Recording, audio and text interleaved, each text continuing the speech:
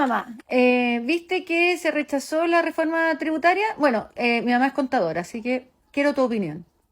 Bueno, desde la base de contable, cuando el gobierno del presidente Allende cayó, teníamos una inflación desatada de 3 dígitos, teníamos, recorrías el país y había muchas construcciones sin terminar, casas sin terminar, puentes sin terminar, calles sin pavimentar, había una pobreza paupérrima, la gente vivía en zanjones, no tenían baño, no tenían luz, no tenían agua.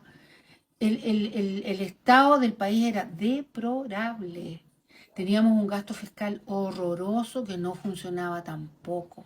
Y todo esto con un sistema impositivo que era un 8% eterno, que nunca rebajaba nada, que la gente si llegaba a quedar debiendo tenía unos intereses multa y reajustes de la época de los siervos de la gleba en la Edad Media en París, porque era copiado del sistema impositivo de París. Cambia el gobierno, se cambia el sistema impositivo, empieza el 20% impuesto al valor agregado, claro, porque con el valor agregado crecen los países. Y ahí empieza a funcionar la disminución del gasto fiscal. Cuando se disminuye el gasto fiscal, la primera meta fue bajar la inflación de 3 dígitos a 2 dígitos ¿Y cuánto en se los demoraron? primeros 10 años.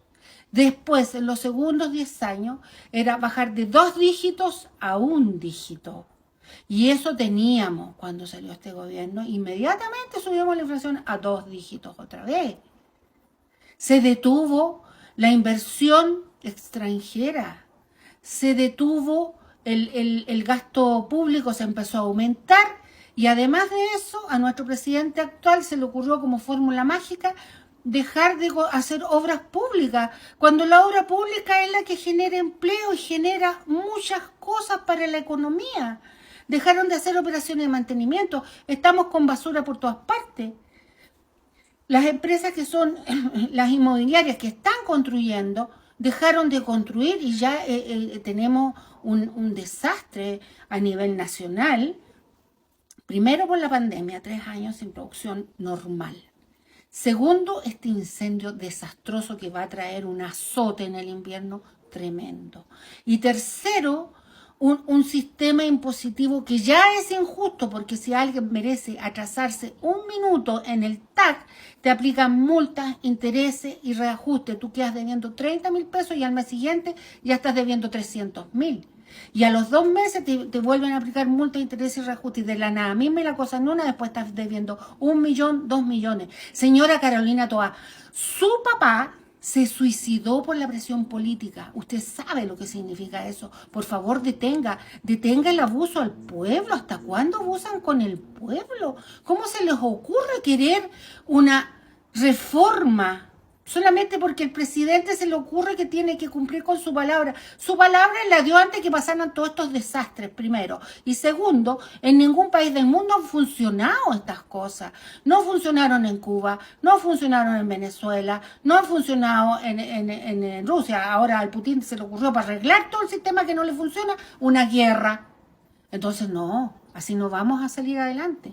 Esto tiene que ser con franquicias tributarias. ¿Qué es una franquicia? Tienen que dejar de cobrar esos impuestos horrorosos que cobran cuando la gente se atrasa un día o 2 días, le Sí, cobran es terrible. multas, Es terrible. intereses, reajustes al mes siguiente, más multas, más intereses, más reajustes. Tuve que pagar ciento y tantas lucas porque me tardé un día en pagar el IVA. No le queda más remedio a la gente que se tropezó en la vida, que le dio un coronavirus o alguna cuestión, que suicidarse. Porque ya son unas fórmulas de cobranza que no son de este No, siglo, son terribles. ni siquiera del siglo pasado. Estas son fórmulas de cobranza que tenían en la Edad Media, en la época de la Inquisición en Europa, heredadas y copiadas desde allá. Córtenla, pónganse en onda como lo que corresponde hoy día a un país moderno. No más presionen al pueblo. No, y todo indica que hay que hacer como autogestión, empresas, micro, pyme y todo. Cuando hay problemas de cesantía, la gente tiene que crearse sus propios negocios. Y con estas políticas finalmente onda, no te dan ganas de hacer nada, po. Tiene que fomentar el ingreso de las pymes, tienen que fomentar y tienen que hacer un perdonazo, tienen que permitir que las pymes se blanqueen, que se blanqueen en DICOM, que la gente está destruida. Para poder levantarse, po. Entiendan eso.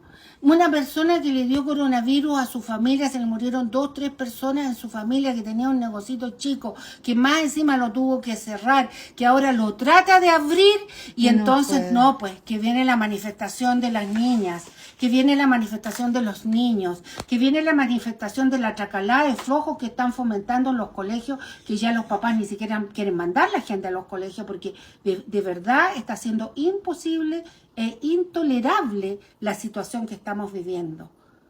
La función de ustedes es ordenar el país, dar tranquilidad, dar paz. Y no, y exprimir a la gente en un momento en que está ahí equilibrar. mal. ¿Cómo se les ocurre en esta situación?